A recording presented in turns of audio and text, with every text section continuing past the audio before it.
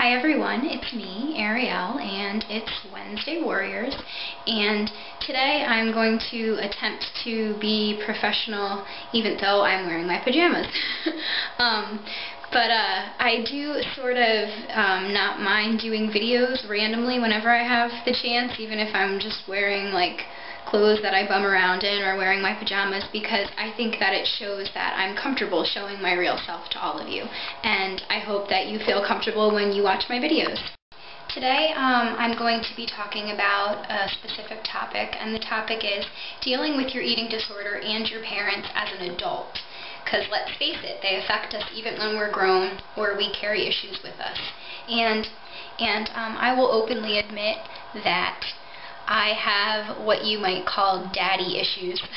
So I am certainly not someone that has nothing to do with this topic whatsoever. I'm 25 years old, and it has definitely taken me a long time to find peace with certain issues regarding my parents, and I've definitely come a long way. Sometimes I still find myself putting a lot of stock in what my parents say. Not that that's necessarily a bad thing, but you have to remember that your life is your own and you're living your life for you and for nobody else. And it's easy to forget that sometimes, even when we are adults. I think that a lot of the time we carry things with us when we grow up, when we leave the house, when we have a family of our own. It's only natural because we have so much of our life with our parents in it. I'm speaking broadly, but most people grow up with their parents for the majority of their life. So it's not really a surprise that when you leave and you have a house of your own, you're in a relationship, you're an adult, that you carry some of those things with you, and it can be really, really hard to break away from the negative aspects.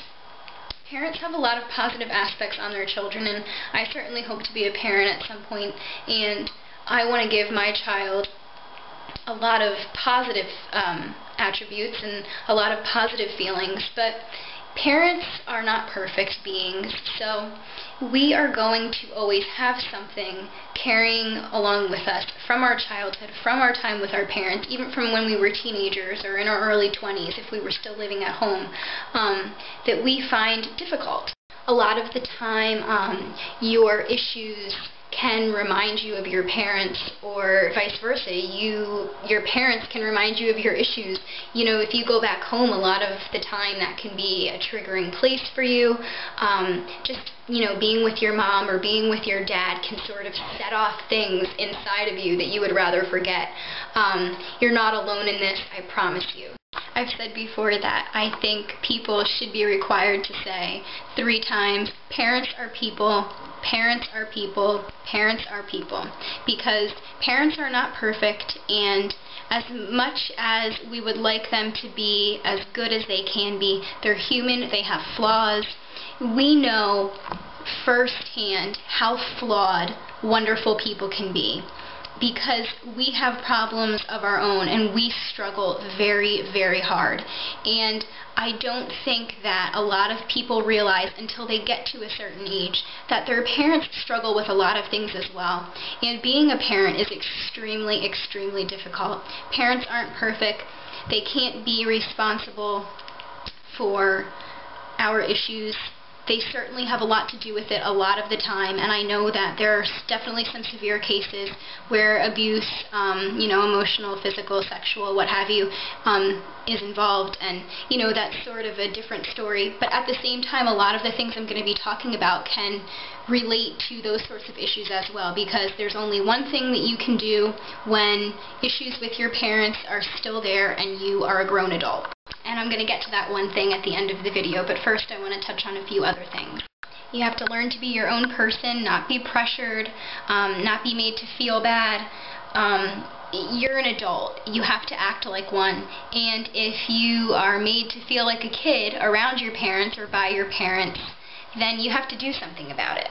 Memories stick around, and they'll always stick around, but our minds can heal if we let them. You also want to remember that communication is key, especially at this point in your life. Your parents are adults, you're an adult, and you should be able to communicate with them in a different way than you could communicate with them when you were a teenager or when you were a child. There's a certain dynamic that changes, I think, when a child moves out of the house and is not living under the same roof as his or her parents any longer.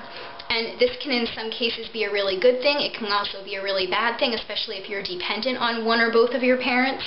But it's just something that you have to remember, that you have a tool that you didn't have before. You have a strength that you didn't have before. You have better communication skills simply by being older and wiser, by being removed from the situation more, not living in your parents' home. You can say whatever you want to say, and you have that extra sense of protection, that extra sense of stability. You're not financially dependent upon your parents. You don't live in the same house as them. You don't have to see them on a daily basis. You can't let fear sort of dictate your life, dictate the way you feel, dictate the way your parents make you feel. If there's something that you want to say, you need to say what you need to say. Because the more you hold back, the more you bottle things up, the more your issues are just going to fester inside of you. You're not going to heal. You're not even allowing yourself to heal. A lot of the time we have to agree to disagree with our parents. There are many times where we're never going to see eye to eye with the people that raised us. And, you know, I've come in contact with this, you know, more so with my father than with my mother. But it doesn't mean that you can't care for your parent. It doesn't mean that you have to be estranged from your parent. It doesn't mean that you don't ever have to speak to your parent. It just means that you're both adults. You have to agree to disagree sometimes, just for the good of everything, for the good of your environment, for the good of your mental health.